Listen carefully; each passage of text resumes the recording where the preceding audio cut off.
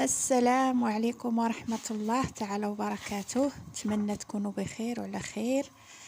اليوم ان شاء الله باذن الله غنشارك معكم بطبوط خفيف ومهوي، وكيجي خفيف من الداخل خاوي، والطريقة السر كيفاش كيتنفخ معكم ملي يكون كطيبوه. فبسم الله، هذا هو البطبوط هذا العيد اللي غينفعكم في العيد. فتبعوا معي الطريقة. اللهم صل وسلم وبارك على سيدنا محمد عليه الصلاة والسلام. في قصرية أنا حطيت طحين الفورس، درت انايا مثلا درت 4 ديال الزلايف عامرين ديال الفورس، ودرت جوج زلايف فينو.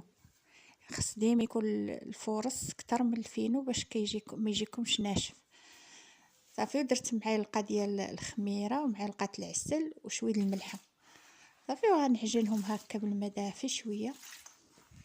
كنبقى نخلط العجينه كما كتشوفوا شويه بشويه، وانا كنضيف في الماء. ما تضيفوش الماء دفعه واحده، لازم شويه شويه وتضيفوا الماء. تخلطوا نتوما كتخلطوا في الطحين وانتوما كتزيدوا شويه بشويه الماء، كتدلكوا كتعاودوا تاني تزيدوا الماء بهذه الطريقه هذه كما كتشوفوا. المرجى البنات، اشتراك في القناه جزاكم الله خير.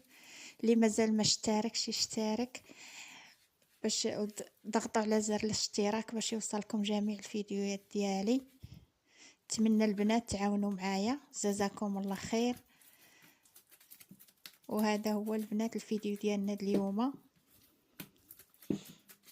بطبوط توجدوه العيد، كيجي هكا منفخ وخفيف صراحه، كيجي شهوه منه هذا البطبوط هذا. صافي، كنبقى نعجن بهذه الطريقه هذه، كنعجنوه هكا بهذه الطريقه هذه. كندلك وانا كنزيد الماء وندلك مزيان حتى كتحصلوا على العجينه اللي هي يا رطبه، ماشي ما يكونش قاسح، يكون رطب. العجينه تتولي رطبه وخفيفه شويه ماشي قاسحه بهذه الطريقه هذه كما كتشوفوا. صافي البنات، بعد ما عجنتها كما كتشوفوا دهنتها بشويه الزيت وغطيتها بواحد الكيس بلاستيك ودرت عليها واحد الفوطه، غطيتها بفوطه وخليتها تختمر. بعد ما خمرات مزيان طفت البنات، جيت نقطعها هكا كويرات. انا درتها كويرات متوسطين، خبيزات ما كبار ما صغار، تقدروا نتوما ديروهم صغار كبار اللي عجبكم. صافي، نقطعهم هكا، ندير يدي في الزيت، ندهنها بالزيت ونبدا نقطعهم كما كتشوفوا. الطريقه راها في الفيديو. صافي، وغادي نحط الفينو، شويه ديال الفينو، وكان هكا نلولبهم وكنغطيهم بواحد الفوطه ونخليهم واحد 10 دقائق باش كيرطابوا، ما كيعذبونيش في التقراص.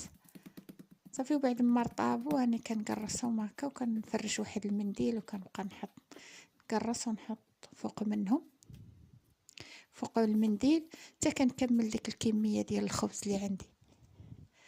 والبنات بعد ما غادي نقرصهم دابا صافي ما غنخليهمش يختمروا بزاف، تقريبا 10 دقائق.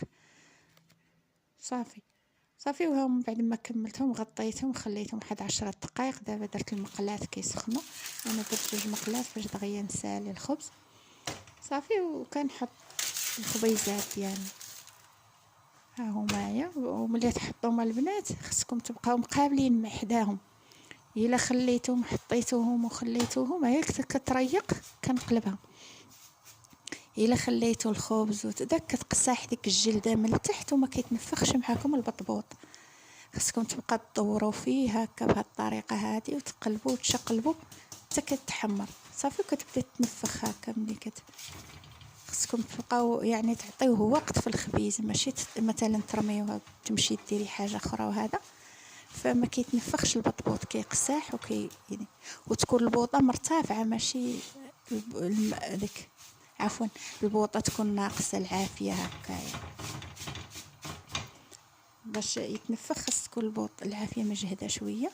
صافي. وبعد ما كتكون داك الطحين هكا كنمسحو بهذاك المنديل هكا بشي منديل باش ما يبقاش ليا في الخبز لاصق. وها هو الشكل النهائي ديال الخبز ديالنا. نتمنى يعجبكم.